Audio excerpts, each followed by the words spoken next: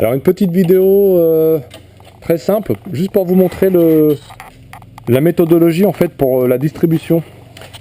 Donc comme j'ai dit précédemment, on se met bien au point mort haut, donc le PMH du cylindre 1. On vérifie avec les arbres à cam 1 et 5 que tout soit bien comme il faut.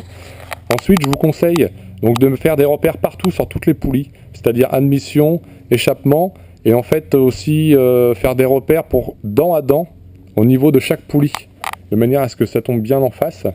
Et pareil à chaque fois, et vous mettrez des repères sur la chaîne, mais pas les mêmes de chaque côté évidemment, puisque quand la chaîne va tourner, les repères vont se décaler, et après vous saurez plus l'emplacement de la chaîne droite et gauche.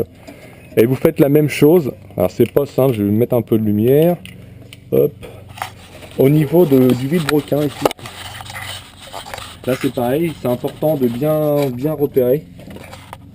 Je sais pas si on va voir, donc il y a un repère là, et ce qui fait qu'après, une fois que vous remontez tout votre moteur, vous avez bien tous les repères et vous ne pouvez pas vous tromper. Après vous faites quelques tours histoire d'être sûr que tout est bien en place, mais en faisant comme ça il n'y a pas de souci particulier. Vous ne pouvez pas vous tromper ni sauter dedans. Si vous faites bien les bons repères, il n'y aura pas de problème. Donc voilà, bon, mon moteur pour l'instant est toujours démonté, hein. Là ce que je vais faire, c'est que je vais faire un test des compressions. C'est pour ça que j'ai mis une pincetto ici, puisqu'on a le tendeur normalement qui est un tendeur hydraulique, mais le tendeur fait partie du carter de la distribution qui n'est pas remonté. Donc j'ai mis une pincetto, de manière à tendre suffisamment la chaîne pour que rien ne bouge. Et là je vais faire tourner mon moteur pour tester les compressions sur chaque cylindre. Donc notamment ce qui m'intéresse c'est le cylindre 2, celui que j'ai réparé, la soupape qui était cassée. Et donc je vais faire un petit tour de tous les cylindres. Voilà. Donc pensez bien, si vous faites ça, lubrifiez tout votre moteur au niveau des arbres à cam. J'ai mis un petit peu aussi d'huile dans les cylindres. Je sais qu'il en reste dans le bas moteur puisque la pompe à huile est toujours montée et quand on fait tourner, on va refouler le peu qui reste. Donc tout est bien lubrifié, il n'y a pas de souci. Évidemment, on ne fait pas tourner le moteur une demi-heure sur le démarreur, mais quelques tours, ça pose pas de souci pour au moins vérifier les compressions du moteur.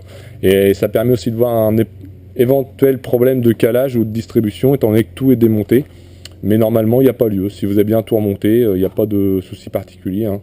Vous avez des guides vraiment partout en plastique, ce qui fait que la chaîne ne peut pas se déplacer, ne peut pas sauter dedans si elle est bien tendue. Voilà.